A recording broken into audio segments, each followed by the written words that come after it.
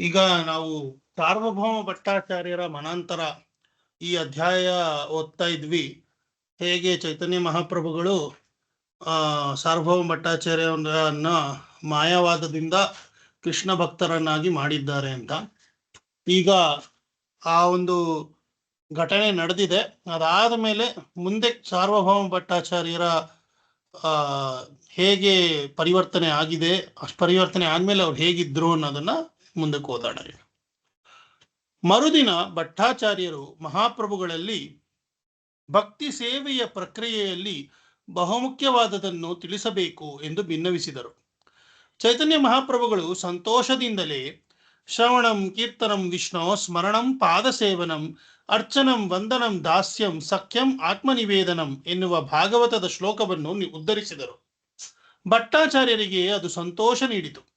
ಆಗ ಅಲ್ಲಿದ್ದ ಗೋಪಿನಾಥ ಆಚಾರ್ಯರು ಮಹಾಪ್ರಭುಗಳಲ್ಲಿ, ಈ ಶ್ಲೋಕದ ಅರ್ಥವನ್ನು ಉನ್ನತ ಭಕ್ತರು ಗ್ರಹಿಸಬಲ್ಲರು, ಆದರೆ ಸಾಮಾನ್ಯರಿಗೆ ಅದರ ಅರ್ಥ ಕಷ್ಟವಾದೀತು. ಅದಕ್ಕಾಗಿ ತಮ್ಮ ಶ್ರೀಮುಖದಿಂದ ಅದರ ವ್ಯಾಖ್ಯಾನವಾಗಬೇಕು ಎಂದು ಭಿನ್ನವಿಸಿದರು. ಮಹಾಪ್ರಭುಗಳು, ಇದು ಅತ್ಯಂತ ಸರಳವಾದ ಶ್ಲೋಕ, ಯಾರಾದರೂ ಇದನ್ನು ವಿವರಿಸಬಹುದು ಎನ್ನುವಷ್ಟು ಇದು ಸುಲಭವಾಗಿದೆ, ಇದಕ್ಕೆ ವ್ಯಾಖ್ಯಾನ ಏಕೆ ಎಂದು ಮುಗುಳ್ನಕ್ಕರು. ಆಮೇಲೆ ಅವರು ಭಗವಾನ್ ವಿಷ್ಣುವಿನ ಮಹಿಮೆಗಳನ್ನು ಕೇಳುವುದು, ಅವನ ಕುರಿತು ಹಾಡುವುದು, ಅವನನ್ನು ಸ್ಮರಿಸುವುದು, ಅವನ ಪಾದಗಳನ್ನು ಸೇವಿಸುವುದು, ಅವನನ್ನು ಅರ್ಚಿಸುವುದು, ಅವನಿಗೆ ನಮಸ್ಕರಿಸುವುದು, ಅವನ ದಾಸನಾಗುವುದು, ಅವನ ಸಖನಾಗುವುದು ಮತ್ತು ಅವನಿಗೆ ತನ್ನನ್ನು ಸಂಪೂರ್ಣ ಸಮರ್ಪಿಸಿಕೊಳ್ಳುವುದು ಎನ್ನುವ ಈ 9 ಪ್ರಕ್ರಿಯೆಗಳು ಈ ಶ್ಲೋಕದಲ್ಲಿವೆ. ಅವು ಎಲ್ಲವೂ ಮಹತ್ವವಾದವೇ ಎಂದರು. ಸಾರ್ವಭೌಮ ಭಟ್ಟಾಚಾರ್ಯರು, ಮಹಾಪ್ರಭುಗಳೇ, ಇವುಗಳಲ್ಲಿ ಅತಿಶ್ರೇಷ್ಠವಾದದ್ದು ಯಾವುದು ಎನ್ನುವುದನ್ನು ತಾವು ಅನುಗ್ರಹಿಸಬೇಕು ಎಂದು ವಿನಂತಿಸಿದರು. ಚೈತನ್ಯ ಮಹಾಪ್ರಭುಗಳು ಪರಮ ಸಂತೋಷದಿಂದ, ಭಟ್ಟಾಚಾರ್ಯರೇ, ಬೃಹನ್ನಾರದೀಯ ಪುರಾಣದಲ್ಲಿ ಒಂದು ಶ್ಲೋಕವಿದೆ ಎಂದು ಆ ಶ್ಲೋಕವನ್ನು ಪಠಿಸಿದರು. ಹರೇರ್ನಾಮ ಹರೇರ್ನಾಮ ಹರೇರ್ನಾಮೈವ ಕೇವಲಂ ಕಲೌ ನಾಸ್ತ್ಯೇವ ನಾಸ್ತ್ಯೇವ ನಾಸ್ತ್ಯೇವ ಗತಿರನ್ಯಥಾ. ಕಲಹ ಮತ್ತು ಆಷಾಢ ಭೂತಿತನದ ಯುಗವಾದ ಕಲಿಯುಗದಲ್ಲಿ ಬಂಧ ವಿಮೋಚನೆಯ ಮಾರ್ಗವೆಂದರೆ ಹರಿನಾಮ ಮಾತ್ರ, ಹರಿನಾಮ ಮಾತ್ರ, ಹರಿನಾಮ ಮಾತ್ರ. ಬೇರಾವುದೇ ಮಾರ್ಗವಿಲ್ಲ, ಬೇರಾವುದೇ ಮಾರ್ಗವಿಲ್ಲ, ಬೇರಾವುದೇ ಮಾರ್ಗವಿಲ್ಲ. ಆದ್ದರಿಂದ ಹರಿನಾಮವೇ ಕಲಿಯುಗದ ಭಕ್ತಿ ಸೇವೆಯ ಅತಿ ಮುಖ್ಯ ಪ್ರಕ್ರಿಯೆ. ಅದರಲ್ಲಿಯೂ ವಿಶೇಷವಾಗಿ ಕಲಿಸಂತರಣ ಉಪನಿಷತ್ತಿನಲ್ಲಿ ಬರುವ ಈ ಕೆಳಗಿನ ಹರಿನಾಮದ ಮಂತ್ರವನ್ನು ಕಲಿಯುಗದ ಮಹಾಮಂತ್ರ ಎಂದು ಕರೆಯುತ್ತಾರೆ. ಹರೇ ಕೃಷ್ಣ ಕೃಷ್ಣ ಕೃಷ್ಣ ಹರೇ ಹರೇ, ಹರೇ ರಾಮ ರಾಮ ರಾಮ ಹರೇ ಹರೇ. ಇದುವೇ ಕಲಿಯುಗದ ಮಾನವರನ್ನು ಪಾವನಗೊಳಿಸುವ ಪರಮ ಮಂತ್ರ ಎಂದರು. ಸಾರ್ವಭೌಮ ಭಟ್ಟಾಚಾರ್ಯರಿಗೆ ತೃಪ್ತಿಯಾಯಿತು. ಅವರು ಪರಮ ಸಂತೋಷದಿಂದ ಹರೇ ಕೃಷ್ಣ ಕೃಷ್ಣ ಕೃಷ್ಣ ಹರೇ ಹರೇ, ಹರೇ ರಾಮ ರಾಮ ರಾಮ ಹರೇ ಹರೇ ಎಂದು ಶ್ರೀಕೃಷ್ಣನನ್ನು ಸ್ತುತಿಸಲು ಮುಂದಾದರು. ಈ ಸಂಸ್ತುತಿಯ ನಾದವು ಮೊದಲು ನಾದವಾಯಿತು, ಆಮೇಲೆ ನಿನಾದವಾಯಿತು. ಮುಂದೆ ಅದು ಹೂವಿನ ಪರಿಮಳವು ಹರಡುವ ಹಾಗೆ ಜಗನ್ನಾಥಪುರಿಯ ಓಣಿಗಳಲ್ಲಿ ಪರಿಮಳ ಬೀರಿತು. ಹೀಗೆ ಸಾರ್ವಭೌಮ ಭಟ್ಟಾಚಾರ್ಯರ ಮನಾಂತರ. ಮುಂದಿನ ಅಧ್ಯಾಯ 9 ಚೈತನ್ಯರ ದಕ್ಷಿಣ ಭಾರತ ಯಾತ್ರೆ. ಚೈತನ್ಯ ಮಹಾಪ್ರಭುಗಳು ಮಾಘ ಮಾಸದಲ್ಲಿ ಸನ್ಯಾಸವನ್ನು ಸ್ವೀಕರಿಸಿದರು. ಫಾಲ್ಗುಣ ಮಾಸದಲ್ಲಿ ಜಗನ್ನಾಥಪುರಿಗೆ ಬಂದರು. ಅದರ ಬಳಿಕ ಬಂದ ಚೈತ್ರ ಮಾಸದಲ್ಲಿ ಸಾರ್ವಭೌಮ ಭಟ್ಟಾಚಾರ್ಯರನ್ನು ವೈಷ್ಣವರನ್ನಾಗಿ ಪರಿವರ್ತಿಸಿದರು. ವೈಶಾಖ ಮಾಸದಲ್ಲಿ ಚೈತನ್ಯ ಮಹಾಪ್ರಭುಗಳು ತಮ್ಮ ಭಕ್ತರೆಲ್ಲರನ್ನು ಕರೆದು, ನೀವೆಲ್ಲರೂ ನನ್ನ ಪ್ರಾಣಪ್ರಿಯರು, ನಾನು ನನ್ನ ಪ್ರಾಣವನ್ನಾದರೂ ತ್ಯಾಗ ಮಾಡಿಯೇನು, ಆದರೆ ನಿಮ್ಮನ್ನು ಬಿಟ್ಟಿರಲಾರೆನು. ನೀವೆಲ್ಲರೂ ನನ್ನ ಆಪ್ತ ಮಿತ್ರರು. ನಿಮ್ಮ ಕೃಪೆಯಿಂದಲೇ ನಾನು ಜಗನ್ನಾಥಪುರಿಗೆ ಬರುವುದು ಸಾಧ್ಯವಾಯಿತು ಮತ್ತು ನನಗೆ ಜಗನ್ನಾಥನ ದರ್ಶನವಾಯಿತು ಎಂದು ಹೇಳಿದರು. ಮುಂದುವರಿಸುತ್ತಾ, ಈಗ ನಿಮ್ಮಿಂದ ನನಗೆ ಇನ್ನೊಂದು ಉಪಕಾರ ಆಗಬೇಕಾಗಿದೆ. ನನಗೆ ದಕ್ಷಿಣ ಭಾರತ ಯಾತ್ರೆ ಮಾಡುವ ಆಸೆಯಾಗಿದೆ. ಯಾರೂ ಎನ್ನಬಾರದು. ನಾನು ಒಬ್ಬಂಟಿಯಾಗಿ ತೆರಳಲು ನೀವು ಒಪ್ಪಿಗೆ ನೀಡಬೇಕು ಎಂದು ವಿನಂತಿಸಿದರು. ಎಲ್ಲ ಭಕ್ತರು ಮಹಾಪ್ರಭುಗಳಿಗೆ ಮೌನವಾಗಿ ಕೈಮುಗಿದರು. ಆದರೆ ಮಹಾಪ್ರಭುಗಳು ಅವರಲ್ಲಿದ್ದ ಆತಂಕವನ್ನು ಗಮನಿಸಿ ಆ ಕ್ಷಣದಲ್ಲಿ ಉಪಾಯದಿಂದ ಈ ಮಾತನ್ನು ಅವರೆಲ್ಲರ ಮುಂದಿಟ್ಟರು. ನೋಡಿ, ನನ್ನ ಪೂರ್ವಾಶ್ರಮದ ಸಹೋದರ ವಿಶ್ವರೂಪನು ಸನ್ಯಾಸ ಸ್ವೀಕರಿಸಿದ ಮೇಲೆ ಎಲ್ಲಿಗೆ ಹೋಗಿದ್ದಾನೆ ಎನ್ನುವುದು ಯಾರಿಗೂ ತಿಳಿಯದು. ಈಗ ನಾನು ಅವನ ಅನ್ವೇಷಣೆಗೆ ಹೊರಟಿದ್ದೇನೆ. ನೀವು ಇದಕ್ಕೆ ಅಪ್ಪಣೆ ಕೊಡಬೇಕು ಎಂದರು. ಮಹಾಪ್ರಭುಗಳ ಮಹಾಪ್ರಭುಗಳು ಆ ಮಾತನ್ನು ಆಡುವಾಗ ಅವರಿಗೆ ವಿಶ್ವರೂಪನು ಆಗಲೇ ಕೃಷ್ಣನ ಸಾನ್ನಿಧ್ಯವನ್ನು ಹೊಂದಿದ್ದಾನೆ ಎನ್ನುವುದು ತಿಳಿದಿತ್ತು. ಆದರೆ ಭಕ್ತರಿಗೆ ತಾವು ಬೇರೆ ಕಾರಣಗಳನ್ನು ಹೇಳಿದರೆ ಅವರು ತಮಗೆ ಒಪ್ಪಿಗೆ ನೀಡುವುದಿಲ್ಲ ಎನ್ನುವುದು ಅವರ ಮನಸ್ಸಿನಲ್ಲಿ ಇತ್ತು. ಮಹಾಪ್ರಭುಗಳ ಯಾತ್ರೆಯ ನಿಜ ಉದ್ದೇಶವು ದಕ್ಷಿಣ ಭಾರತದ ಜನರಿಗೆ ಕೃಷ್ಣ ಭಕ್ತಿಯ ವಿತರಣೆ ಮಾಡುವುದೇ ಆಗಿತ್ತು. ನಿತ್ಯಾನಂದ ಪ್ರಭುಗಳು, ಗೋಪಿನಾಥ ಆಚಾರ್ಯರು ಮೊದಲಾದವರಿಗೆ ಈ ಮಾತುಗಳು ಇಷ್ಟವಾಗಲಿಲ್ಲ. ಅವರು ಅಲ್ಲಿ ಇದ್ದ ಮಹಾಪ್ರಭುಗಳ ಇತರ ಅನುಚರರ ಮುಖಗಳನ್ನು ವೀಕ್ಷಿಸಿದರು. ಅವರೆಲ್ಲರ ಮುಖಭಾವದಲ್ಲಿ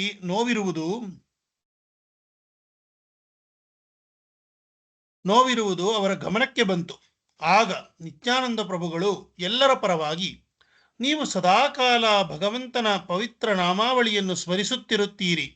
ನೀವು ಒಂದು ಕೈಯಲ್ಲಿ ಜಪವನ್ನು ಮಾಡುತ್ತಿದ್ದರೆ ಇನ್ನೊಂದು ಕೈಯಲ್ಲಿ ಅದರ ಎಣಿಕೆಯನ್ನು ಮಾಡುತ್ತಿರುತ್ತೀರಿ.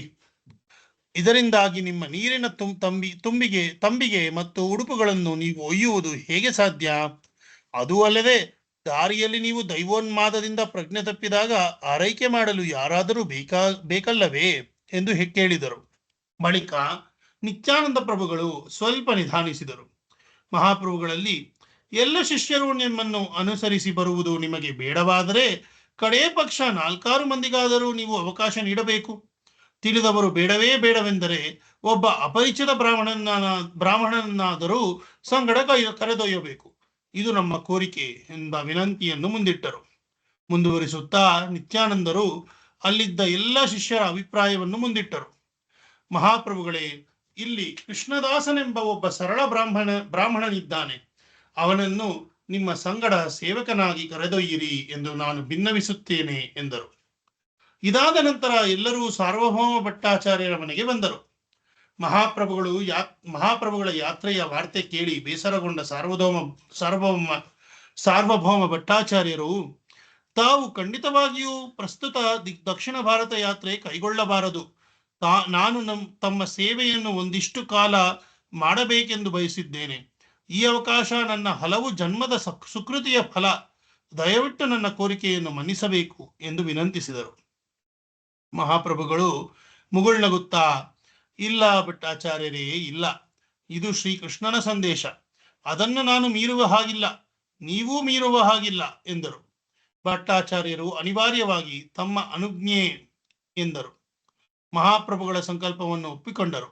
ಆದರೂ 5 ದಿನಗಳ ಕಾಲವಾದರೂ ತಾವು ನನ್ನ ಅತಿಥಿಯಾಗಿರಬೇಕು ಎಂದು ಬೇಡಿಕೊಂಡರು. ಮಹಾಪ್ರಭುಗಳು ಸಮ್ಮತಿಸಿದರು. ಭಟ್ಟಾಚಾರ್ಯರ ಮುಖದ ಮೇಲೆ ಆಗ ತಾನೇ ಉದಯಿಸಿದ ಸೂರ್ಯನ ಪ್ರಭೆಯು ಕರುಣೆ ತೋರಿದಂತಾಯಿತು. ಅವರು ಆ ಕರುಣೆಗೆ ಕೈ ಮುಗಿದರು. ಚೈತನ್ಯ ಮಹಾಪ್ರಭುಗಳ ದಕ್ಷಿಣ ಭಾರತ ಪರ್ಯಟನೆಯ ದಿನವು ನಿಶ್ಚಯವಾಯಿತು. ಅವರ ಜೊತೆ ಅವರೇ ಆದೇಶಿಸಿದಂತೆ ಯಾವೊಬ್ಬ ಸಹಚರರು ಹೊರಡಬಾರದು ಎನ್ನುವುದನ್ನು ಅವರ ಎಲ್ಲಾ ಶಿಷ್ಯರು ಅತೀವ ದುಃಖದಿಂದ ಒಪ್ಪಿಕೊಂಡರು. ನಿತ್ಯಾನಂದ ಪ್ರಭುಗಳ ಬಯಕೆಯಂತೆ ಮಹಾಪ್ರಭುಗಳು ಕೃಷ್ಣದಾಸ ಎನ್ನುವ ಒಬ್ಬ ಅಪರಿಚಿತ ಬ್ರಾಹ್ಮಣನನ್ನು ತಮ್ಮ ಜೊತೆ ಕರೆದೊಯ್ಯಲು ಸಮ್ಮತಿಸಿದರು. ಸಾರ್ವಭೌಮ ಭಟ್ಟಾಚಾರ್ಯರು ಗೋಪಿನಾಥ ಆಚಾರ್ಯರನ್ನು ಕರೆದು, ನಾನು ಮಹಾಪ್ರಭುಗಳಿಗಾಗಿ 4 ಜೊತೆ ಅಂಗವಸ್ತ್ರ ಮತ್ತು ಹೊರ ಉಡುಪುಗಳನ್ನು ಸಿದ್ಧಪಡಿಸಿ ಇರಿಸಿದ್ದೇನೆ. ಜೊತೆಗೆ ಶ್ರೀ ಜಗನ್ನಾಥ ದೇವರ ಪ್ರಸಾದವೂ ಇದೆ. ನೀವು ಯಾರಾದರೂ ಬ್ರಾಹ್ಮಣರ ಮೂಲಕ ಇವುಗಳನ್ನು ಮಹಾಪ್ರಭುಗಳಿಗೆ ತಲುಪಿಸಿ ಎಂದು ವಿನಂತಿಸಿದರು. ಬಳಿಕ ಭಟ್ಟಾಚಾರ್ಯರು ಮಹಾಪ್ರಭುಗಳ ಸನ್ನಿಧಿಗೆ ಬಂದರು. ಕೈ ಮುಗಿದು, ತಾವು ಹೋಗುವ ದಾರಿಯಲ್ಲಿ ಗೋದಾವರಿ ನದಿ ಸಿಗುತ್ತದೆ. ಆ ನದಿಯ ತೀರದಲ್ಲಿರುವ ವಿದ್ಯಾನಗರವೆಂಬ ಪಟ್ಟಣದಲ್ಲಿ ರಾಮಾನಂದರಾಯರೆಂಬ ಒಬ್ಬ ಜವಾಬ್ದಾರಿಯುತ ಸರಕಾರಿ ಅಧಿಕಾರಿ ಇದ್ದಾರೆ. ಹುಟ್ಟಿನಿಂದ ಅವರು ಶೂದ್ರ ಕುಟುಂಬದಿಂದ ಬಂದಿದ್ದರೂ ಅವರು ಪರಮ ವೈಷ್ಣವರು. ನೀವು ಅವರನ್ನು ಉಪೇಕ್ಷಿಸದೆ ಭೇಟಿ ಮಾಡಬೇಕು ಎಂದು ಭಿನ್ನವಿಸಿದರು. ಚೈತನ್ಯ ಮಹಾಪ್ರಭುಗಳು ಹಸನ್ಮುಖರಾಗಿ, ಖಂಡಿತವಾಗಿಯೂ ಉಪೇಕ್ಷಿಸುವುದಿಲ್ಲ ಎಂದರು.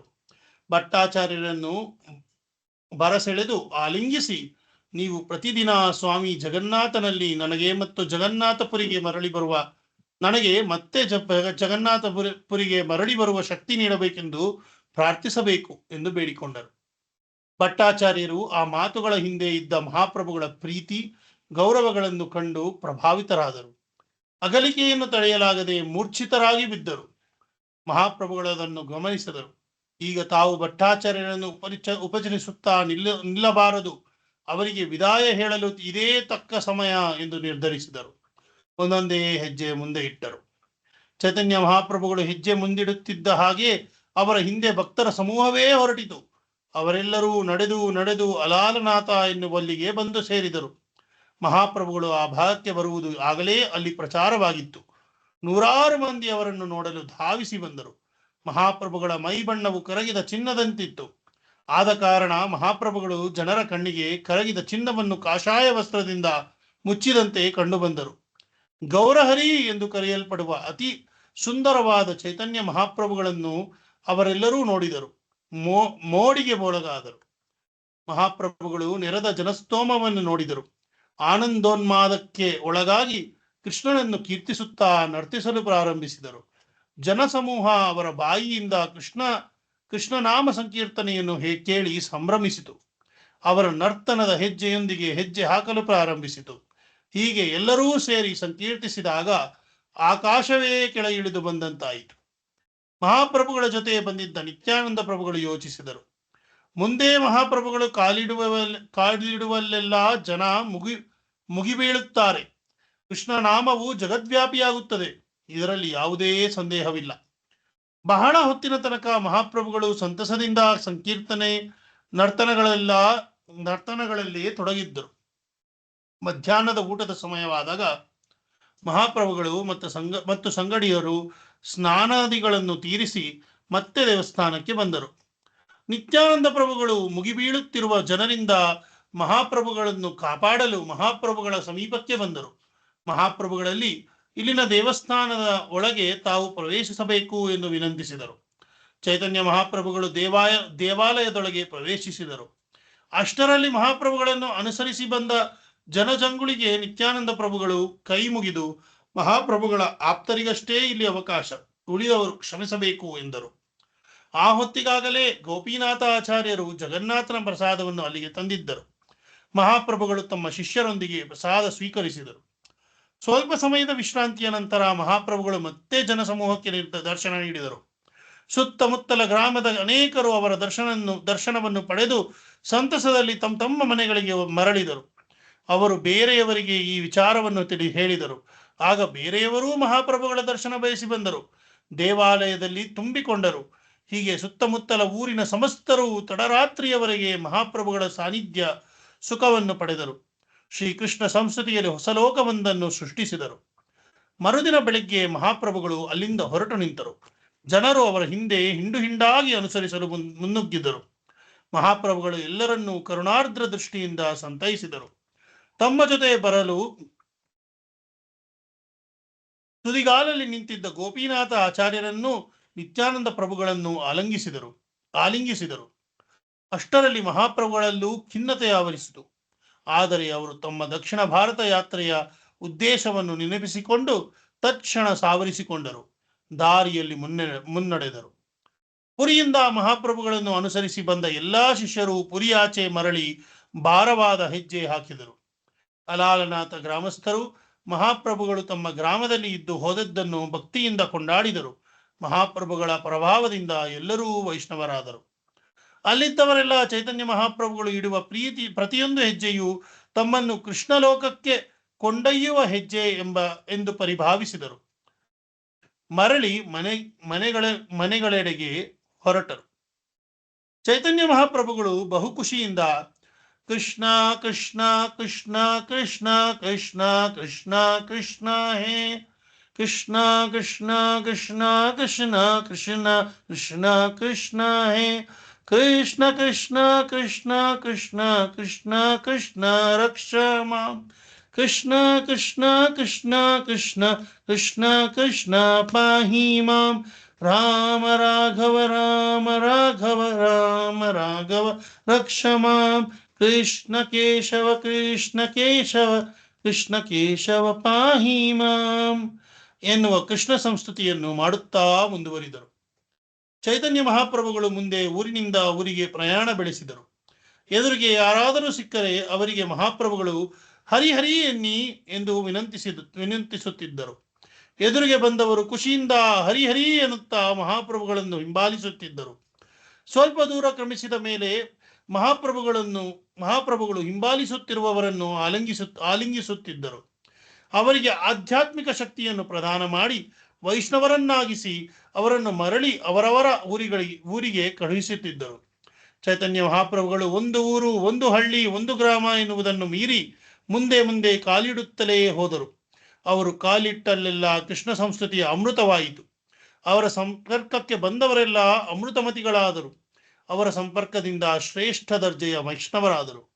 ಹೀಗೆ ವೈಷ್ಣವರಾಗಿ ಮರಳಿದವರೆಲ್ಲರೂ ತಮ್ಮ ಗ್ರಾಮಗಳಲ್ಲಿ ಹರಿನಾಮ ಸಂಕೀರ್ತನೆಯಲ್ಲಿ ತೊಡಗುತ್ತಿದ್ದರು ಮತ್ತು ತಾವು ಭೇಟಿ ಮಾಡಿದ್ದ ಜನರಿಗೆಲ್ಲ ಹರಿನಾಮ ಸಂಕೀರ್ತನೆಯನ್ನು ಮಾಡಿರೆಂದು ಬೋಧಿಸುತ್ತಿದ್ದರು. ಆ ಬಗೆಯಲ್ಲಿ ಅವರ ಸಂಪರ್ಕಕ್ಕೆ ಬಂದವರೂ ಸಹ ವೈಷ್ಣವರಾಗುತ್ತಿದ್ದರು. ಹೀಗೆ ಹೊಸದಾಗಿ 2ನೇ ಘಟ್ಟದಲ್ಲಿ ವೈಷ್ಣವರಾದವರು ತಮ್ಮ ಗ್ರಾಮಗಳಿಗೆ ತೆರಳಿ ಇದೇ ಮಾದರಿಯಲ್ಲಿ ಹರಿನಾಮ ಪ್ರಚಾರದಲ್ಲಿ ತೊಡಗುತ್ತಿದ್ದರು. ಈ ಬಗೆಯಲ್ಲಿ ಗ್ರಾಮದಿಂದ ಗ್ರಾಮಕ್ಕೆ ಹರಿನಾಮವು ಮುಂಗಾರಿನಲ್ಲಿ ಉಕ್ಕುತ್ತಿರುವ ನದಿಯಂತೆ ಹರಿಯುತ್ತಾ ಹೋಯಿತು ಮತ್ತು ಸಂಪೂರ್ಣ ದಕ್ಷಿಣ ಭಾರತದ ಜನರನ್ನು ಕೃಷ್ಣ ಭಕ್ತಿಯ ಪ್ರವಾಹದಲ್ಲಿ ಮುಳುಗಿಸಿತು. ದಕ್ಷಿಣ ಭಾರತ ಯಾತ್ರೆಯ ಸಮಯದಲ್ಲಿ ಚೈತನ್ಯ ಮಹಾಪ್ರಭುಗಳು ತಾವು ಹೋದ ಕಡೆಯೆಲ್ಲ ಇದೇ ಬಗೆಯಲ್ಲಿ ವೈಷ್ಣವ ಪಂಥವನ್ನು ಪ್ರಚಾರ ಮಾಡಿದರು. ಚೈತನ್ಯ ಮಹಾಪ್ರಭುಗಳು ತಮ್ಮ ಅಗಾಧ ಆಧ್ಯಾತ್ಮಿಕ ಶಕ್ತಿಗಳನ್ನು ನವದ್ವೀಪದಲ್ಲಿ ಪ್ರಕಟಗೊಳಿಸಲಿಲ್ಲ. ಆದರೆ ದಕ್ಷಿಣ ಭಾರತ ಯಾತ್ರೆಯ ಕಾಲದಲ್ಲಿ ಅವುಗಳನ್ನು ಪ್ರಕಟಗೊಳಿಸಿ ಅಲ್ಲಿನ ಜನರನ್ನು ಉದ್ಧರಿಸಿದರು. ಮಹಾಪ್ರಭುಗಳ ದಕ್ಷಿಣ ಭಾರತ ಪರ್ಯಟನೆಯಲ್ಲಿ ಅವರಿಗೆ ಮೊದಲು ಕೂರ್ಮಕ್ಷೇತ್ರವೆಂಬ ಪವಿತ್ರ ಕ್ಷೇತ್ರವು ಎದುರಾಯಿತು. ಅಲ್ಲಿ ಅವರು ಕೂರ್ಮದೇವರ ದರ್ಶನವನ್ನು ಮಾಡಿದರು. ಭಾವೋನ್ಮಾದಕ್ಕೆ ಒಳಗಾಗಿ ಅಳುತ್ತಾ, ನರ್ತಿಸುತ್ತಾ, ಕೀರ್ತಿಸುತ್ತಾ ಶ್ರೀಕೃಷ್ಣನನ್ನು ಆಹ್ವಾನಿಸಿಕೊಂಡರು. ತಾವು ಒಂದಷ್ಟು ದಿನ ಕೂರ್ಮಕ್ಷೇತ್ರದಲ್ಲಿ ತಂಗಬೇಕು ಎಂದು ಮಹಾಪ್ರಭುಗಳು ಸಂಕಲ್ಪಿಸಿದರು. ಸುತ್ತಮುತ್ತಲಿನ ಪ್ರದೇಶದಲ್ಲಿ ಈ ವಾರ್ತೆಯು ಹಬ್ಬಿ ಜನ ತಂಡೋಪತಂಡವಾಗಿ ಕೂರ್ಮಕ್ಷೇತ್ರದಾಚೆ ಬರತೊಡಗಿದರು. ಬಂದವರೆಲ್ಲರೂ ಕೃಷ್ಣನ ಸಂಸ್ತುತಿಯಲ್ಲಿ ತೊಡಗಿದರು. ಪರಮ ಪ್ರೀತಿಯಿಂದ ವೈಷ್ಣವ ಪಂಥವನ್ನು ಒಪ್ಪಿಕೊಂಡರು. ಹೀಗೆ ಆ ಇಡೀ ಪ್ರಾಂತವೇ ವೈಷ್ಣವ ಪಂಥಕ್ಕೆ ಬಂತು. ಚೈತನ್ಯ ಮಹಾಪ್ರಭುಗಳ ಹರಿನಾಮದ ಪ್ರಚಾರದ ಬಗೆಯನ್ನು ಮೇಲೆ ತಿಳಿಸಲಾಗಿದೆ. ಅವರು ಯಾವ ಗ್ರಾಮಕ್ಕೆ ಹೋದರೂ ಆ ಬಗೆಯಲ್ಲಿಯೇ ಹರಿನಾಮವನ್ನು ಪ್ರಚಾರ ಮಾಡಿದರು. ಕೂರ್ಮಕ್ಷೇತ್ರದಲ್ಲೂ ಅವರು ಆ ವಿಧಾನವನ್ನೇ ಅನುಸರಿಸಿದರು. ಆ ಗ್ರಾಮದಲ್ಲಿ ಕೂರ್ಮ ಎನ್ನುವ ಹೆಸರಿನ ಒಬ್ಬ ಬ್ರಾಹ್ಮಣನಿದ್ದ. ಅವನು ಚೈತನ್ಯ ಮಹಾಪ್ರಭುಗಳ ಕೃಷ್ಣ ಭಕ್ತಿಯಿಂದ ಆಕರ್ಷಿತನಾಗಿ ಮಹಾಪ್ರಭುಗಳನ್ನು ತನ್ನ ಮನೆಗೆ ಕರೆದೊಯ್ಯಲು ಮುಂದಾದ. ತನ್ನ ಮನೆಯವರೊಂದಿಗೆ ಮಹಾಪ್ರಭುಗಳ ಅಡಿದಾವರಿಗಳನ್ನು ಪೂಜಿಸಿ ಪಾದೋದಕವನ್ನು ಸ್ವೀಕರಿಸಿದ. ಮಹಾಪ್ರಭುಗಳನ್ನು ಪರಮ ಗೌರವದಿಂದ ಸತ್ಕರಿಸಿದ. ಕೂರ್ಮ ಮತ್ತು ಅವನ ಕುಟುಂಬದವರು ಬಹುಪ್ರೀತಿಯಿಂದ ಅಡಿಗೆ ಮಾಡಿ ಬಡಿಸಿದ ಪ್ರಸಾದವನ್ನು ಮಹಾಪ್ರಭುಗಳು ಸ್ವೀಕರಿಸಿ ಅವರನ್ನು ಹರಿಸಿದರು. ಹೀಗೆ ಕೂರ್ಮನು ಕೃತಾರ್ಥನಾದ. ಕೂರ್ಮ ತಾನೂ ಮಹಾಪ್ರಭುಗಳ ಜೊತೆ ತೀರ್ಥಕ್ಷೇತ್ರ ಪರ್ಯಟನೆ ಮಾಡ ಬಯಸಿ ಅದನ್ನು ಚೈತನ್ಯ ಮಹಾಪ್ರಭುಗಳ ಬಳಿ ನಿವೇದಿಸಿದ. ಮಹಾಪ್ರಭುಗಳು ತಲೆ ತಗ್ಗಿಸಿ ವಿನಂತಿಸಿಕೊಳ್ಳುತ್ತಿರುವ ಅವನ ಮೈದಡವಿ, ಆ ರೀತಿಯ ಆಲೋಚನೆ ಬೇಡ. ನೀನು ಈ ಊರಲ್ಲೇ ಇದ್ದು ಈ ಊರಿನ ಜನರಿಗೆ ಗುರುವಾಗು. ಭಗವದ್ಗೀತೆ ಮತ್ತು ಭಾಗವತದಲ್ಲಿ ಹೇಳಿರುವಂತೆ ವೈಷ್ಣವ ಪಂಥವನ್ನು ಬೋಧಿಸಿ ಜನರನ್ನು ಉದ್ಧರಿಸು. ನೀನೂ ಮುಕ್ತನಾಗು ಎಂದು ಆಶೀರ್ವದಿಸಿದರು. ಮರುದಿನ ಮುಂಜಾನೆ ಮಹಾಪ್ರಭುಗಳು ಕೂರ್ಮಕ್ಷೇತ್ರದಿಂದ ಹೊರಟರು. ದಕ್ಷಿಣ ಭಾರತ ಯಾತ್ರೆಯ ಸಮಯದಲ್ಲಿ ಚೈತನ್ಯ ಮಹಾಪ್ರಭುಗಳು ರಾತ್ರಿಯ ವಿಶ್ರಾಂತಿಗಾಗಿ ಒಂದು ದೇವಸ್ಥಾನವನ್ನೋ ಅಥವಾ ಮರದಡಿಯನ್ನೋ ಆಶ್ರಯಿಸುತ್ತಿದ್ದರು. ಭೋಜನಕ್ಕಾಗಿ ಯಾರಾದರೂ ಮನೆಗೆ ಆಮಂತ್ರಿಸಿದರೆ ಆ ಮನೆಯ ಸದಸ್ಯರಿಗೆಲ್ಲ ಮಹಾಪ್ರಭುಗಳು ಹರಿನಾಮ ಸಂಕೀರ್ತನೆಯನ್ನು ಹೇಳಿಕೊಡುತ್ತಿದ್ದರು. ಕೂರ್ಮ ಬ್ರಾಹ್ಮಣನಿಗೆ ಉಪದೇಶಿಸಿದಂತೆಯೇ ಅವರಿಗೂ ಉಪದೇಶಿಸುತ್ತಿದ್ದರು. ಕೂರ್ಮ ಬ್ರಾಹ್ಮಣನ ಹಳ್ಳಿಯಲ್ಲಿ ಕುಷ್ಠರೋಗದಿಂದ ನರಳುತ್ತಿದ್ದ ವಾಸುದೇವನೆಂಬ ಮತ್ತೊಬ್ಬ ಬ್ರಾಹ್ಮಣನಿದ್ದ. ವಾಸುದೇವನು ಚೈತನ್ಯ ಮಹಾಪ್ರಭುಗಳ ದರ್ಶನ ಬಯಸಿದ. ಅವನಿಗೆ ಕೂರ್ಮ ಬ್ರಾಹ್ಮಣನ ಪರಿಚಯವಿತ್ತು. ಆತ ಕೂರ್ಮ ಬ್ರಾಹ್ಮಣನನ್ನು ಭೇಟಿ ಮಾಡಿ ತನ್ನ ಇಂಗಿತವನ್ನು ತಿಳಿಸಿದ. ಕೂರ್ಮ ಬ್ರಾಹ್ಮಣನು ಮಹಾಪ್ರಭುಗಳು ನಿನ್ನೆ ತಾನೇ ಇಲ್ಲಿಂದ ಹೊರಟು ಹೋದರು. ಅವರ ದರ್ಶನ ಇನ್ನು ನಿನಗೆ ದುರ್ಲಭ ಎಂದು ವಿಷಾದಿಸಿದ. ಆ ಮಾತು ವಾಸುದೇವನನ್ನು ಗಾಢ ನಿರಾಶೆಗೆ ತಳ್ಳಿತು. ಆ ನಿರಾಶೆಯಲ್ಲಿ ಆತ ಮೂರ್ಛೆ ಹೋದ. ಊರಿನ ಯಾರೊಬ್ಬರೂ ವಾಸುದೇವನನ್ನು ಎಂದೂ ಹತ್ತಿರಕ್ಕೆ ಸೇರಿಸಿಕೊಳ್ಳುತ್ತಿರಲಿಲ್ಲ. ಎಲ್ಲರಲ್ಲಿ ವಾಸುದೇವನನ್ನು ಕಾಡುತ್ತಿದ್ದ ಕುಷ್ಠರೋಗದ ಬಗ್ಗೆ ವಿಪರೀತ ಭಯ ಇತ್ತು. ಸ್ವಲ್ಪ ಸಮಯದ ಬಳಿಕ ವಾಸುದೇವ ನಿಧಾನವಾಗಿ ಕಣ್ಣು ತೆರೆದು ಮಹಾಪ್ರಭು ಮಹಾಪ್ರಭು ಎನ್ನಲಾರಂಭಿಸಿದ. ಆಗ ಅವನ ಎದುರಿನಲ್ಲಿ ಚೈತನ್ಯ ಮಹಾಪ್ರಭುಗಳು ನಿಂತಿರುವುದು ಕಾಣಿಸಿತು. ಆತ ಎದ್ದು ಕುಳಿತು ಸ್ವಾಮಿ ಎಂದ. ಚೈತನ್ಯ ಮಹಾಪ್ರಭುಗಳು ಅವನನ್ನು ಆಲಿಂಗಿಸಿ, ನೀನು ಕುಷ್ಠರೋಗದಿಂದ ಮಾತ್ರವಲ್ಲ ಭವರೋಗದಿಂದಲೂ ಮುಕ್ತನಾಗುತ್ತೀ ಎಂದು ಹರಿಸಿದರು. ಅವನ ಕುಷ್ಠರೋಗವು ತಕ್ಷಣ ದೂರವಾಯಿತು. ಆತ ಉಲ್ಲಸಿತನಾಗಿ ಖುಷಿಯಿಂದ ಪಕ್ಕದಲ್ಲಿದ್ದ ಕೂರ್ಮ ಬ್ರಾಹ್ಮಣನನ್ನು ಬಿಗಿದಪ್ಪಲು ಮುಂದಾದ. ಕೂರ್ಮ ಬ್ರಾಹ್ಮಣ ನಿರಾಕರಿಸದೆ ಒಪ್ಪಿಕೊಂಡ. ಇಬ್ಬರೂ ಚೈತನ್ಯ ಮಹಾಪ್ರಭುಗಳು ಸ್ವಯಂ ದೇವೋತ್ತಮ ಪರಮಪುರುಷ ಎಂದು ಮಹಾಪ್ರಭುಗಳ ಸಂಸ್ತುತಿಯಲ್ಲಿ ತೊಡಗಿದರು. ಮಹಾಪ್ರಭುಗಳು ಅವರಿಗೆ, ನೀವಿಬ್ಬರೂ ವೈಷ್ಣವ ಪಂಥವನ್ನು ಬೋಧಿಸಿ ನಿಮ್ಮಿಂದ ಲೋಕೋದ್ಧಾರವಾಗಲಿ ಎಂದು ಉಪದೇಶಿಸಿ ಹರಿಸಿದರು. ಅಲ್ಲಿಂದ ಅದೃಶ್ಯರಾದರು. ಚೈತನ್ಯ ಮಹಾಪ್ರಭುಗಳು ಹೀಗೆ ಅನೇಕ ಊರುಗಳಿಗೆ ಹೋದರು. ಹೋದಲ್ಲೆಲ್ಲ ಇದೇ ರೀತಿಯಲ್ಲಿ ಬೋಧಿಸಿದರು. ಮಹಾಪ್ರಭುಗಳು ಹೀಗೆ ಹಲವು ಊರುಕೇರಿಗಳನ್ನು ದಾಟಿ ಮುಂದೆ ಬಂದರು. ಅವರಿಗೆ ಜಿಯಡ ನರಸಿಂಹ ಯಾತ್ರಾ ಸ್ಥಳವು ಎದುರಾಯಿತು. ಮಹಾಪ್ರಭುಗಳು ಈ ದೇವಸ್ಥಾನವನ್ನು ಪ್ರವೇಶಿಸಿದರು. ನರಸಿಂಹ ಮೂರ್ತಿಯನ್ನು ನೋಡಿ ಭಾವಪರವಶರಾದರು. ಅವರ ಬಾಯಿಯಿಂದ ಶ್ರೀಮದ್ ಭಾಗವತದಲ್ಲಿ ನರಸಿಂಹದೇವರನ್ನು ವರ್ಣಿಸುವ ಸ್ತೋತ್ರಗಳು ಪುಂಖಾನುಪುಂಖವಾಗಿ ಬರತೊಡಗಿದವು. ಇದಾದ ಬಳಿಕ ಮಹಾಪ್ರಭುಗಳು ಶ್ರೀ ನರಸಿಂಹ ಜಯ ಜಯ ನರಸಿಂಹದೇವ್ ಪ್ರಹ್ಲಾದೇಶ ಜಯ ಪದ್ಮ ಮುಖ ಪದ್ಮ ಭೃಂಗ ಎಂಬ ಹೊಸ ಶ್ಲೋಕವನ್ನು ಅಲ್ಲಿಯೇ ರಚಿಸಿ ಹಾಡಿದರು. ಮಹಾಪ್ರಭುಗಳ ಅಸ್ಖಲಿತವಾದ ಸ್ತೋತ್ರ ಪಠಣವನ್ನು ನರಸಿಂಹದೇವರ ಅರ್ಚಕರು ಆಲಿಸಿದರು. ತುಂಬಾ ಖುಷಿಪಟ್ಟು ನರಸಿಂಹದೇವರಿಗೆ ಅರ್ಪಿಸಿದ ಹೂಮಾಲೆಗಳನ್ನು ತಂದು ಮಹಾಪ್ರಭುಗಳಿಗೆ ಹಾಕಿದರು. ಮಹಾಪ್ರಭುಗಳನ್ನು ಧರಿಸಿ ಅರ್ಚಕರ ನೀಡಿದ ದೇವರ ಪ್ರಸಾದವನ್ನು ಸ್ವೀಕರಿಸಿದರು. ಅಷ್ಟರಲ್ಲಿ ಒಬ್ಬ ಬ್ರಾಹ್ಮಣನು ಬಂದು, ತಮ್ಮ ಭೋಜನವು ಇಂದು ನಮ್ಮ ಮನೆಯಲ್ಲೇ ಆಗಬೇಕು ಎಂದು ಮಹಾಪ್ರಭುಗಳನ್ನು ಆಹ್ವಾನಿಸಿದನು. ಮಹಾಪ್ರಭುಗಳು ಸಮ್ಮತಿಸಿದರು. ಆ ಬ್ರಾಹ್ಮಣನ ಮನೆಯಲ್ಲಿ ಭೋಜನವನ್ನು ಮಾಡಿದರು. ದೇವಾಲಯದಲ್ಲಿ ರಾತ್ರಿಯನ್ನು ಕಳೆದರು. ಮರುದಿನ ಬೆಳಿಗ್ಗೆ ಪ್ರಯಾಣವನ್ನು ಮುಂದುವರಿಸಿದರು. ಹಲವು ದಿನಗಳ ಕಾಲ ನಡೆದಿದ್ದರೂ ಅವರು ಪ್ರತಿದಿನವೂ ಉಲ್ಲಸಿತರಾಗಿ ನಡೆಯುತ್ತಲೇ ಇದ್ದರು. ದಾರಿ ನಡುವೆ ಸಿಕ್ಕಿದ ಜನರಿಗೆ ಹರಿನಾಮವನ್ನು ಅನುಗ್ರಹಿಸಿ ಮುಂದುವರಿಯುತ್ತಿದ್ದರು. ಮಹಾಪ್ರಭುಗಳಿಗೆ ಗೋದಾವರಿ ನದಿಯು ಎದುರಾಯಿತು. ಅವರು ಆ ನದಿಯಲ್ಲಿ ಇಳಿದು ಸ್ನಾನ ತೀರಿಸಿದರು. ಬಳಿಕ ನದಿಯನ್ನು ದಾಟಿ ನದಿಯ ದಕ್ಷಿಣ ತಟದಲ್ಲಿ ಕುಳಿತು ಜಪದಲ್ಲಿ ನಿರತರಾದರು. ಆ ಹೊತ್ತಿಗೆ ವಾದ್ಯಮೇಳಗಳ ಶಬ್ದವು ಕೇಳಿಸಿತು. ಅದು ಆ ನದಿಯಲ್ಲಿ ಸ್ನಾನ ಮಾಡಲು ಒಬ್ಬ ಆಢ್ಯ ಮನುಷ್ಯರು ಬರುತ್ತಿದ್ದಾರೆ ಎನ್ನುವುದನ್ನು ಹೇಳುವ ಸೂಚನೆಯಾಗಿತ್ತು. ಆ ನಿನಾದವನ್ನು ಕೇಳಿ ಮಹಾಪ್ರಭುಗಳು ಕಣ್ತೆರೆದರು. ಆಗ ಪಲ್ಲಕ್ಕಿಯಲ್ಲಿ ಒಬ್ಬ ಆಢ್ಯರು ಬರುತ್ತಿರುವುದು ಕಾಣಿಸಿತು. ಆ ಆಢ್ಯರ ಜೊತೆ ಅನೇಕ ವೈದಿಕ ಬ್ರಾಹ್ಮಣರು ಸಹ ಇದ್ದರು. ನದಿಯ ಬಳಿ ಬಂದು ಆ ಬ್ರಾಹ್ಮಣರು ಆಢ್ಯರಿಗೆ ವೈದಿಕ ವಿಧಿಯಲ್ಲಿ ಸ್ನಾನ ಮಾಡಿಸಿ ಅವರಿಂದ ಪಿತೃತರ್ಪಣವನ್ನು ಕೊಡಿಸಿದರು. ಚೈತನ್ಯ ಮಹಾಪ್ರಭುಗಳಿಗೆ ಸಾರ್ವಭೌಮ ಭಟ್ಟಾಚಾರ್ಯರು ತಾವು ಭೇಟಿ ಮಾಡಲೇಬೇಕೆಂದು ಹೇಳಿದ ರಾಮಾನಂದ ರಾಯರು ಇವರೇ ಎಂದು ತಿಳಿಯಿತು. ಮಹಾಪ್ರಭುಗಳು ಮುಂದೇನಾಗುತ್ತದೆ ನೋಡೋಣ ಎಂದು ಜಪ ಮಾಡುತ್ತಾ ನದಿ ತಟದಲ್ಲೇ ಕುಳಿತರು. ಸ್ನಾನ ತೀರಿಸಿ ಪಿತೃತರ್ಪಣ ಅರ್ಪಿಸಿದ ರಾಮಾನಂದ ರಾಯರಿಗೆ ನದಿಯ ತಟದಲ್ಲಿ ಜಪ ಮಾಡುತ್ತಾ ಕುಳಿತಿರುವ ಸನ್ಯಾಸಿಯೊಬ್ಬರು ಕಾಣಿಸಿದರು. ಸೂರ್ಯನಂತೆ ಹೊಳೆಯುತ್ತಿರುವ ಆ ಸನ್ಯಾಸಿಯ ರೂಪವು ರಾಯರನ್ನು ಆಕರ್ಷಿಸಿತು. ಅವರು ನಿಧಾನವಾಗಿ ಚೈತನ್ಯ ಮಹಾಪ್ರಭುಗಳು ಇದ್ದಲ್ಲಿಗೆ ಬಂದು ಸಾಷ್ಟಾಂಗ ನಮಸ್ಕಾರ ಮಾಡಿದರು. ಅವರ ಮುಂದೆ ಕೈ ಮುಗಿದು ನಿಂತರು. ಮಹಾಪ್ರಭುಗಳು ಎದ್ದು ನಿಂತು ರಾಮಾನಂದ ರಾಯರನ್ನು ಆಶೀರ್ವದಿಸಿ, ರಾಮಾನಂದ ರಾಯರಲ್ಲವೇ ನೀವು ಎಂದು ಪ್ರಶ್ನಿಸಿದರು. ರಾಯರು, ಹೌದು ಸ್ವಾಮಿ, ನಾನು ನಿಮ್ಮ ದಾಸಾನುದಾಸ, ಆದರೆ ಶೂದ್ರ ವರ್ಗಕ್ಕೆ ಸೇರಿದ ಕೀಳು ಮನುಷ್ಯ ಎಂದು ಉತ್ತರಿಸಿದರು. ಚೈತನ್ಯ ಮಹಾಪ್ರಭುಗಳು ಯಾವ ಮಾತನ್ನೂ ಆಡದೆ ಎರಡೂ ಕೈಗಳನ್ನು ಮುಂಚಾಚಿ ಸಂತೋಷದಿಂದ ರಾಮಾನಂದ ರಾಯರನ್ನು ಬಿಗಿದಪ್ಪಿದರು. ರಾಯರು ಸಂಕೋಚ ಬಿಟ್ಟು ಮಹಾಪ್ರಭುಗಳನ್ನು ಆಲಿಂಗಿಸಿದರು. ಮಹಾಪ್ರಭುಗಳು ಮತ್ತು ರಾಯರಲ್ಲಿದ್ದ ಸಹಜ ಕೃಷ್ಣ ಪ್ರೇಮವು ಜಾಗೃತವಾಗಿ ಅವರಿಬ್ಬರು ಅಚೇತನರಾದರು. ಇಬ್ಬರೂ ಪರಸ್ಪರ ಆಲಿಂಗಿಸಿಕೊಂಡೇ ನೆಲಕ್ಕುರುಳಿದರು.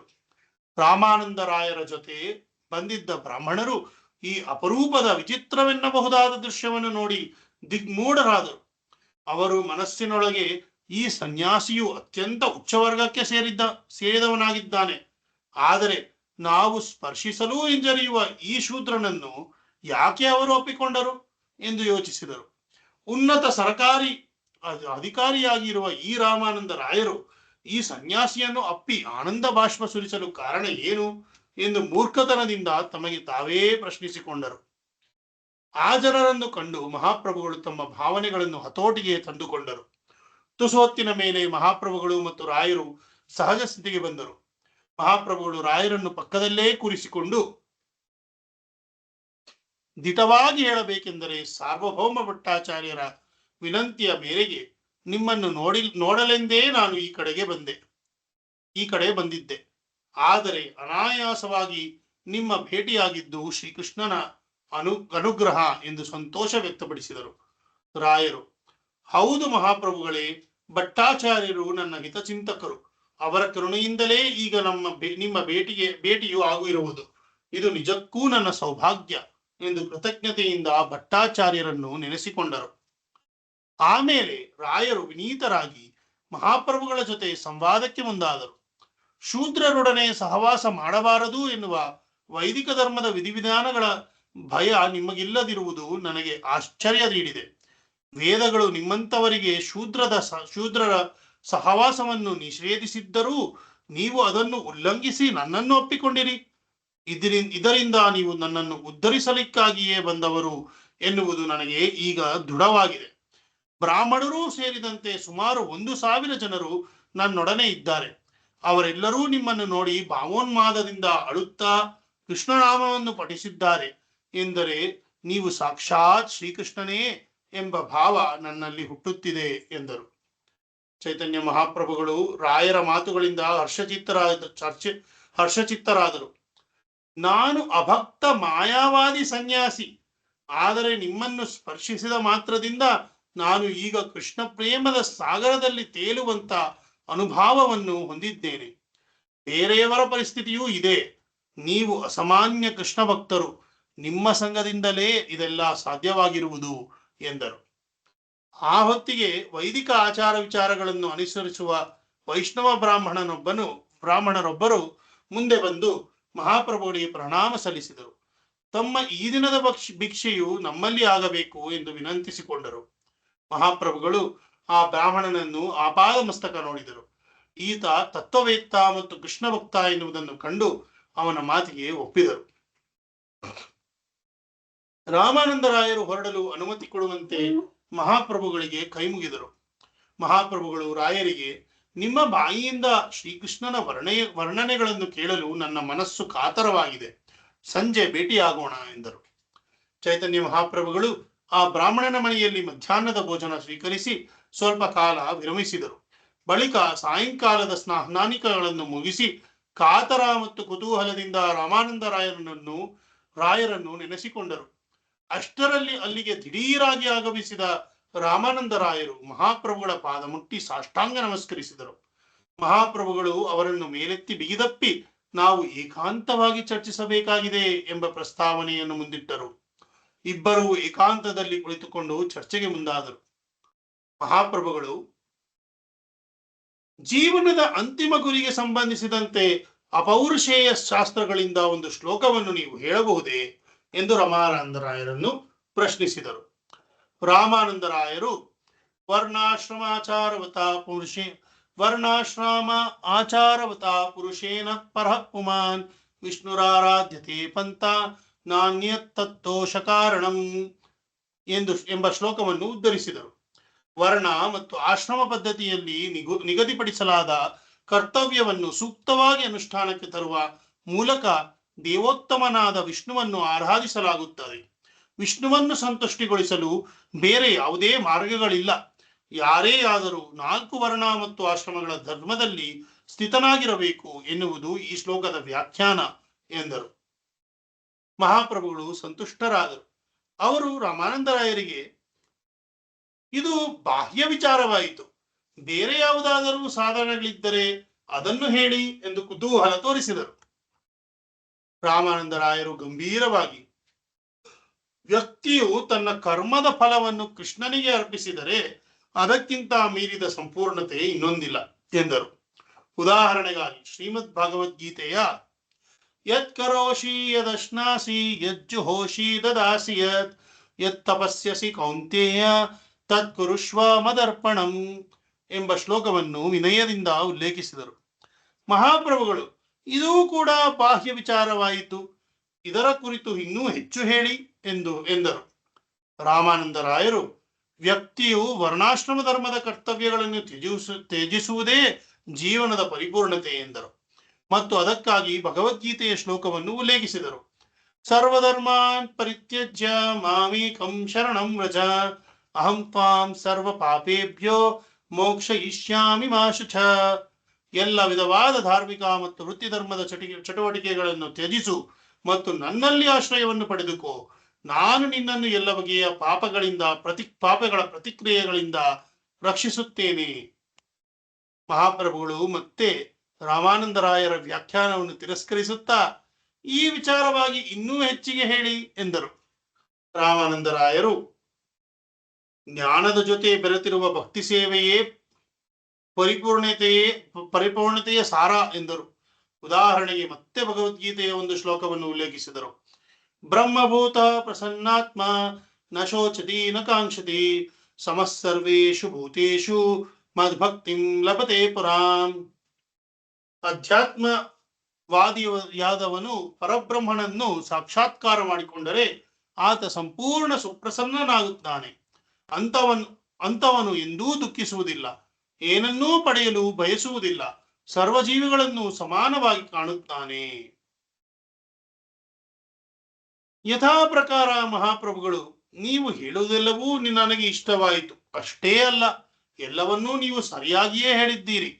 ಆದರೆ ಇದಕ್ಕಿಂತ ಹೆಚ್ಚಿನದ್ದನ್ನು ಬಲ್ಲವರಿದ್ದರೆ ನೀವು ಅದನ್ನು ಖಂಡಿತವಾಗಿಯೂ ನನಗೆ ಹೇಳಬೇಕು ಎಂದರು. ಆ ಮಾತು ಕೇಳಿ ರಾಮಾನಂದರಾಯರಿಗೆ ಸಂಕೋಚವಾಯಿತು. ಅವರು ಪ್ರಭು ಮತ್ತು ದಾಸನ ನಡುವೆ ಇರುವಂತ ದಾಸ್ಯಭಾವದಲ್ಲಿನ ಸ್ವಯಂ ಸ್ಫೂರ್ತಿಯ ಸೇವೆಯು ಅತ್ಯುನ್ನತವಾದ ಆಗಿರುತ್ತದೆ ಎಂದರು. ಚೈತನ್ಯ ಮಹಾಪ್ರಭುಗಳಿಗೆ ಸಂತೃಪ್ತಿಯಾಯಿತು. ಅವರಿಗೆ ರಾಮಾನಂದರಾಯರ ಇನ್ನಷ್ಟು ಮಾತುಗಳನ್ನು ಕೇಳಲು ಉತ್ಸಾಹವಾಯಿತು. ಅವರು ರಾಮಾನಂದರಾಯರಿಗೆ, ನೀವು ಕೃಷ್ಣ ಭಕ್ತಿಯಲ್ಲಿ ಪ್ರಜ್ಞೆಯಲ್ಲಿ ಸಾಕಷ್ಟು ದೂರ ಸಾಗಿ ಬಂದಿದ್ದೀರಿ, ನೀವು ಇನ್ನೂ ಹೆಚ್ಚು ಹೇಳಬೇಕು ಎಂದರು. ರಾಮಾನಂದರಾಯರು ಎಂದರು, ದಾಸ್ಯದ ಮೇಲೆ ಸಖ್ಯಭಾವವಿದೆ, ಅದರ ಮೇಲೆ ವಾತ್ಸಲ್ಯವಿದೆ, ಆದರೆ ಇವೆಲ್ಲಕ್ಕಿಂತ ಮೇಲಿರುವುದು ಪ್ರೇಮ ಅಥವಾ ಮಾಧುರ್ಯ. ಮಹಾಪ್ರಭುಗಳು, ರಾಯರೇ, ಇದು ನಿಜವಾಗಿಯೂ ಪರಿಪೂರ್ಣತೆಯ ಮೇರು ಶಿಖರ, ಆದರೆ ನೀವು ದಯವಿಟ್ಟು ಇದಕ್ಕಿಂತ ಹೆಚ್ಚಿನ ವಿಷಯವಿದ್ದರೆ ತಿಳಿಸಬೇಕು ಎಂದರು. ರಾಮಾನಂದರಾಯರು ಪರಮಾಶ್ಚರ್ಯಗೊಂಡರು. ಇಲ್ಲಿಯವರೆಗೆ ಈ ಪರಿಪೂರ್ಣತೆಯ ಘಟ್ಟದಿಂದ ಪ್ರೇಮರಸದ ಆಚೆಗಿನ ವಿಷಯಗಳ ಬಗ್ಗೆ ಈ ಐಹಿಕ ಲೋಕದಲ್ಲಿ ಪ್ರಶ್ನಿಸುವ ಶಕ್ತಿ ಪಡೆದಿರುವವರನ್ನು ನಾನು ಕಂಡಿಲ್ಲ, ಅವರ ಬಗ್ಗೆ ಕೇಳಿಯೂ ಇಲ್ಲ ಎಂದು ನುಡಿದರು. ನಂತರ ರಾಮಾನಂದರಾಯರು ತಮ್ಮ ಅನುಭವವನ್ನು ಪದರುಗಳಾಗಿ ತೆರೆದಿಟ್ಟರು. ಪರಿಪೂರ್ಣತೆಯ ಮೇರು ಶಿಖರವಾದ ಮಾಧುರ್ಯ ರಸದ ಲೀಲೆಗಳಲ್ಲೆಲ್ಲ ಮುಕುಟ ಪ್ರಾಯದಂತಿರುವುದು ರಾಧಾಕೃಷ್ಣರ ಪ್ರೇಮ ಪ್ರಸಂಗಗಳು. ಶ್ರೀಕೃಷ್ಣನ ಕುರಿತಾದ ಶ್ರೀಮತಿ ರಾಧಾರಾಣಿಯ ಪ್ರೀತಿಯು ಅತ್ಯುತ್ಕೃಷ್ಟವಾದದ್ದು, ಅಸದೃಶವಾದದ್ದು ಮತ್ತು ಅನನ್ಯವಾದದ್ದು ಎಂದರು. ಚೈತನ್ಯ ಮಹಾಪ್ರಭುಗಳು ಈ ಮಾತುಗಳನ್ನು ಆಲಿಸಿ ಸಂತುಷ್ಟರಾದರು. ಕೃಷ್ಣ ಮತ್ತು ರಾಧಾರಾಣಿಯ ಲೋಕೋತ್ತರ ಲಕ್ಷಣಗಳನ್ನು, ಆ ದಿವ್ಯ ರಸಗಳ ಸತ್ಯವನ್ನು ಮತ್ತು ದೇವೋತ್ತಮನ ಕುರಿತಾದ ಪ್ರೇಮದ ದಿವ್ಯ ಸ್ವರೂಪವನ್ನು ನೀವು ಈಗ ವಿವರಿಸಬೇಕು. ನಿಮ್ಮ ಹೊರತು ಬೇರೆ ಯಾರೂ ಅದನ್ನು ವಿವರಿಸಲಾರರು ಎಂದು ಕುತೂಹಲ ತೋರಿಸಿದರು. ರಾಮಾನಂದರಾಯರು ಇಲ್ಲ ಇಲ್ಲ ಎಂದು ಸಂಕೋಚ ತೋರಿಸಿದರು. ಆಮೇಲೆ, ನೀವು ನುಡಿಸಿದ್ದನ್ನಷ್ಟೇ ನಾನು ಧ್ವನಿಸಿದೆ, ಇದಕ್ಕಿಂತ ಹೆಚ್ಚು ನನಗೆ ತಿಳಿಯದು ಎಂದರು. ಆದರೂ ನೀವು ರಾಧಾಕೃಷ್ಣರ ಪ್ರೇಮ ಪ್ರಸಂಗಗಳನ್ನು ಹೇಳಬೇಕು. ಅದನ್ನು ಹೇಗೆ ಹೇಳುವುದು ಮಹಾಪ್ರಭುಗಳೇ? ಅದು ಪರಿಪೂರ್ಣವಾಗಿ ವರ್ಣಿಸಲು ಸಾಧ್ಯವಿಲ್ಲದ್ದು ಮತ್ತು ಎಷ್ಟು ವರ್ಣಿಸಿದರೂ ಮುಗಿಯದಂಥದ್ದು. ಮಹಾಪ್ರಭುಗಳ ಮತ್ತು ರಾಯರ ಮಾತುಕತೆಗಳು ಹೀಗೆ ಶ್ರೀ ರಾಧಾಕೃಷ್ಣ ಚರಿತಾಮೃತದಲ್ಲಿ ಮುಳುಗಿ ಹೋಯಿತು. ಬಹಳಷ್ಟು ಹೊತ್ತು ಇಂತಹ ಸಂಭಾಷಣೆಯಲ್ಲಿ ಬಿಂಬ ಪ್ರತಿಬಿಂಬದ ಹಾಗೆ ಅವರಿಬ್ಬರ ಸಂವಾದವು ನಡೆಯಿತು. ಬಳಿಕ ಚೈತನ್ಯ ಮಹಾಪ್ರಭುಗಳು ಬಹುಸಂತಸದಿಂದ, ನೀವು ಹೇಳಿದ್ದೆಲ್ಲ ಸರಿ, ಆದರೆ ದಯವಿಟ್ಟು ನಿಲ್ಲಿಸಬೇಡಿ, ಮುಂದುವರಿಸಿ ಎಂದರು. ರಾಮಾನಂದರಾಯರು, ಮಹಾಪ್ರಭು, ನನ್ನ ಬುದ್ಧಿಯ ಇದಿರಾಚೆ ರಾಧಾಕೃಷ್ಣರ ಪ್ರೇಮ ಪ್ರಸಂಗಗಳು ಹೋಗಬಲ್ಲದು ಎಂದು ನನಗನಿಸುತ್ತಿಲ್ಲ ಎಂದರು. ಮುಂದುವರಿಸುತ್ತಾ, ಆದರೆ ಪ್ರೇಮ ವಿಲಾಸ ವಿವರ್ತ ಎನ್ನುವ ಇನ್ನೊಂದು ವಿಷಯವಿದೆ. ಅದು ನಿಮಗೆ ಖುಷಿ ತರುವುದೋ ಇಲ್ಲವೋ ಗೊತ್ತಿಲ್ಲ, ಆದರೆ ಹೇಳುತ್ತೇನೆ ಎಂದರು. ದೃಷ್ಟಾಂತಕ್ಕಾಗಿ ರಾಧಾಕೃಷ್ಣರ ಪ್ರೇಮೋನ್ಮಾದದ ಕುರಿತಾಗಿ ತಾವು ಬರೆದ ಹಾಡೊಂದನ್ನು ಪಠಿಸಿದರು. ಪಹಿಲೇಹಿ ರಾಗ ನಯನ ಭಂಗ್ಯೇ ಭೇಲ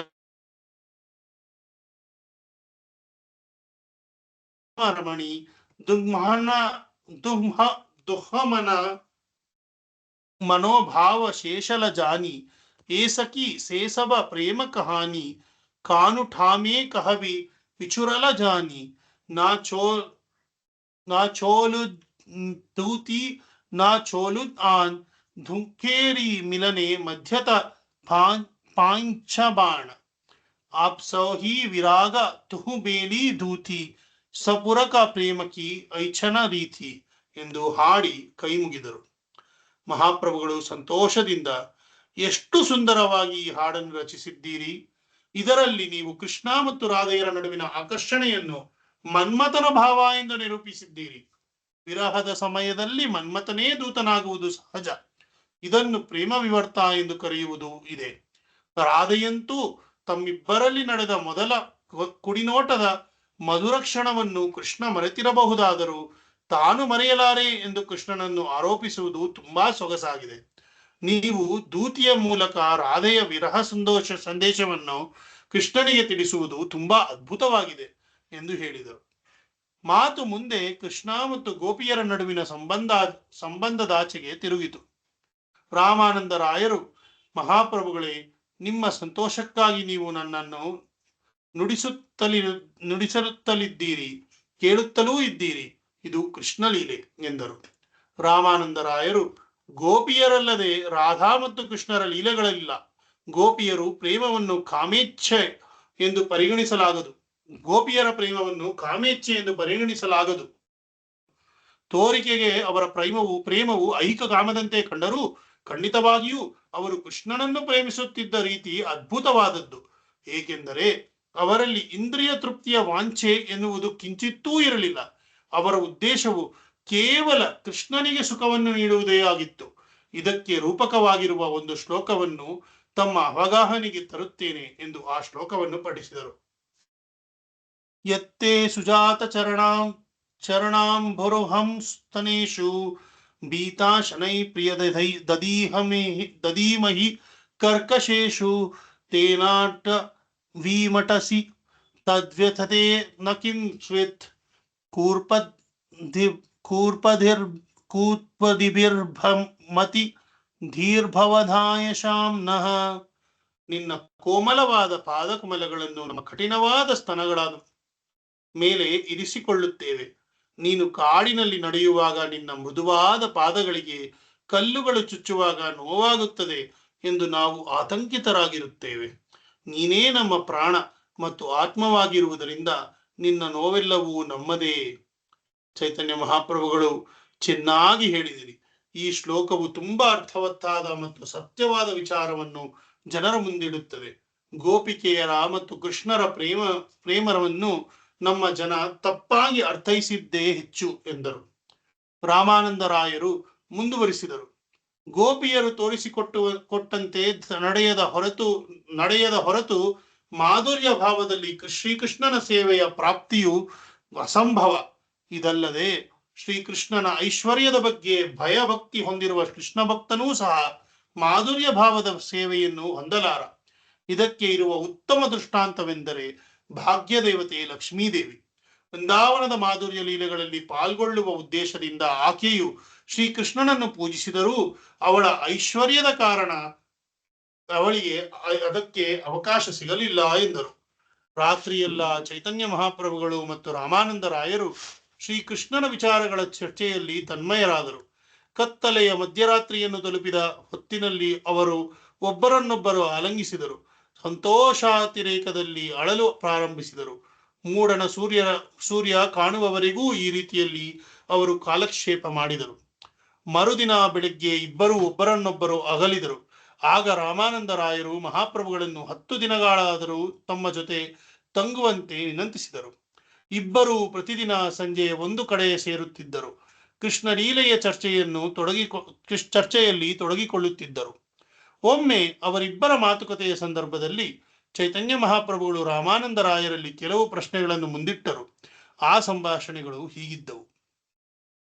ಎಲ್ಲ ವಿದ್ಯೆಗಳಲ್ಲಿ ಅತ್ಯಂತ ಮುಖ್ಯವಾದದ್ದು ಯಾವುದು? ಕೃಷ್ಣನಿಗೆ ಸಲ್ಲಿಸುವ ದಿವ್ಯ ಭಕ್ತಿ. ಸೃಷ್ಟಿಯಲ್ಲಿ ಅತ್ಯಂತ ಪ್ರಸಿದ್ಧ ವ್ಯಕ್ತಿ ಯಾರು? ಕೃಷ್ಣನ ನಿಷ್ಠಭಕ್ತನೇ ಸೃಷ್ಟಿಯ ಅತಿ ಪ್ರಸಿದ್ಧ ವ್ಯಕ್ತಿ. ಶ್ರೀಮಂತರಲ್ಲೇ ಅತ್ಯಂತ ಶ್ರೀಮಂತ ವ್ಯಕ್ತಿ ಯಾರು? ರಾಧಾ ಮತ್ತು ಕೃಷ್ಣರಲ್ಲಿ ಅತಿ ಹೆಚ್ಚು ಪ್ರೀತಿ ಹೊಂದಿರುವವನೇ ಜಗತ್ತಿನ ಅತ್ಯಂತ ಶ್ರೀಮಂತ ವ್ಯಕ್ತಿ. ಎಲ್ಲ ಬಗೆಯ ದುಃಖಗಳಲ್ಲಿ ಅತ್ಯಂತ ಯಾತನಮಯವಾದದ್ದು ಯಾವುದು? ಕೃಷ್ಣ ಭಕ್ತರನ್ನು ಅಗಲುವುದು. ಎಲ್ಲ ಮುಕ್ತಾತ್ಮರ ಮಧ್ಯೆ ಯಾರು ಅತ್ಯುನ್ನತರು ಎಂದು ಹೇಳಿಕೊಳ್ಳಬಹುದು? ಕೃಷ್ಣನ ಬಗ್ಗೆ ಅತ್ಯುನ್ನತ ಪ್ರೀತಿ ಉಳ್ಳವರು. ಎಲ್ಲ ಮಂಗಳಕರ ಚಟುವಟಿಕೆಗಳಲ್ಲಿ ಜೀವಿಗೆ ಅತಿ ಮಂಗಳಕರವಾದದ್ದು ಯಾವುದು? ಕೃಷ್ಣನ ಶುದ್ಧ ಭಕ್ತರ ಸಂಘ. ಜೀವಿಯು ಸದಾಕಾಲ ಸ್ಮರಿಸಬೇಕಾದದ್ದು ಏನು? ಕೃಷ್ಣನ ನಾಮ, ಲೀಲೆಗಳು ಮತ್ತು ಗುಣಗಳು. ಹೀಗೆ ಬಹುಕಾಲ ಚೈತನ್ಯ ಮಹಾಪ್ರಭುಗಳು ಪ್ರಶ್ನೆ ಕೇಳುತ್ತಲೇ ಹೋದರು. ರಾಮಾನಂದ ರಾಯರು ಹೇಳುತ್ತಲೇ ಹೋದರು. ಕೊನೆಯಲ್ಲಿ ಮಹಾಪ್ರಭುಗಳು ಕೇಳಿದರು, ಪೂಜ್ಯ ವಸ್ತುಗಳಲ್ಲೆಲ್ಲ ಅತಿ ಮುಖ್ಯವಾದದ್ದು ಯಾವುದು? ರಾಧಾಕೃಷ್ಣರ ಪವಿತ್ರ ನಾಮ ಅಥವಾ ಹರೇ ಕೃಷ್ಣ ಮಹಾಮಂತ್ರವೇ ಅತಿ ಮುಖ್ಯವಾದ ಪೂಜ್ಯ ವಸ್ತು? ಪ್ರಶ್ನೋತ್ತರ ರೀತಿಯ ಈ ಸಂಭಾಷಣೆ ಮುಗಿಯಿತು ಎಂದ ಕೂಡಲೇ ಚೈತನ್ಯ ಮಹಾಪ್ರಭುಗಳ ಮುಖದಲ್ಲಿ ಮುಗುಳು ನಗು ಕಾಣಿಸಿಕೊಂಡಿತು. ಅದನ್ನು ರಾಮಾನಂದರಾಯರು ನೋಡಿ ಭಕ್ತಿಪರವಶರಾಗಿ, ಮಹಾಪ್ರಭುಗಳೇ, ನಮ್ಮ ಪ್ರಥಮ ಭೇಟಿಯಲ್ಲಿ ನೀವು ನನಗೆ ಸನ್ಯಾಸಿಯಂತೆ ಕಂಡಿರಿ. ಈಗ ತಾವು ಗೋಪಾಲ ಬಾಲಕನಂತೆ ಕಾಣುತ್ತಿದ್ದೀರಿ. ನಿಮ್ಮ ಮೈಕಾಂತಿಯು ಸುವರ್ಣ ಪುತ್ಥಳಿಯನ್ನು ಮೀರಿಸುವುದಂತಾಗಿದೆ. ನೀವು ಬಾಯಿಯಲ್ಲಿ ಕೊಳಲು ಇಟ್ಟಿರುವಂತೆ ಕಾಣುತ್ತಿದ್ದೀರಿ. ನಿಮ್ಮ ಕಮಲನಯನಗಳಲ್ಲಿ ಪ್ರೇಮ ಲೋಕವು ಕುಣಿದಾಡುತ್ತಿದೆ. ಇದು ಸತ್ಯವೋ, ಭ್ರಮೆಯೋ ಅಥವಾ ವಿಚಿತ್ರವೋ ಯಾವುದೂ ನನಗೆ ತಿಳಿಯದು. ದಯವಿಟ್ಟು ನೀವು ಯಾರೆಂದು ತಿಳಿಸುವ ಕೃಪೆ ಮಾಡಿ ಎಂದರು. ಮಹಾಪ್ರಭುಗಳು, ರಾಯರೇ, ಆಧ್ಯಾತ್ಮಿಕ ನೆಲೆಯಲ್ಲಿ ಪ್ರಗತಿಯನ್ನು ಸಾಧಿಸಿದವನಿಗೆ ಸ್ಥಾವರ ಜಂಗಮಗಳೆರಡರಲ್ಲೂ ಕೃಷ್ಣನೇ ಕಾಣುತ್ತಾನೆ. ಅಂಥವನು ಸ್ಥಾವರ ಜಂಗಮಗಳ ಸ್ಪಷ್ಟ ರೂಪವನ್ನು ಕಾಣಲಾರ. ಆದರೆ ಪ್ರತಿಯೊಂದರಲ್ಲೂ ಪರಮಪ್ರಭುವಿನ ಅಭಿವ್ಯಕ್ತಿಯನ್ನು ಖಂಡಿತ ನೋಡಬಲ್ಲ ಎಂಬ ಗಂಭೀರ ಮಾತುಗಳನ್ನಾಡಿದರು. ರಾಮಾನಂದರಾಯರು, ಮಹಾಪ್ರಭುಗಳೇ, ದಯವಿಟ್ಟು ತಮ್ಮ ಈ ಗಂಭೀರ ಮಾತುಗಳು ನನಗೆ ಬೇಡ. ಸ್ವತಃ ಶ್ರೀಕೃಷ್ಣನಾದ ನೀವು ಶ್ರೀಮತಿ ರಾಧಾರಾಣಿಯ ಭಾವ ಮತ್ತು ಮೈಕಾಂತಿಯನ್ನು ಸ್ವೀಕರಿಸಿರುವಿರಿ. ಈ ಬಗೆಯಲ್ಲಿ ನೀವು ರಾಧಾರಾಣಿಯ ಪ್ರೇಮ ಭಾವದ ಆನಂದವನ್ನು ಅನುಭವಿಸುತ್ತಿದ್ದೀರಿ ಎನ್ನುವುದು ನನ್ನ ಅನಿಸಿಕೆ.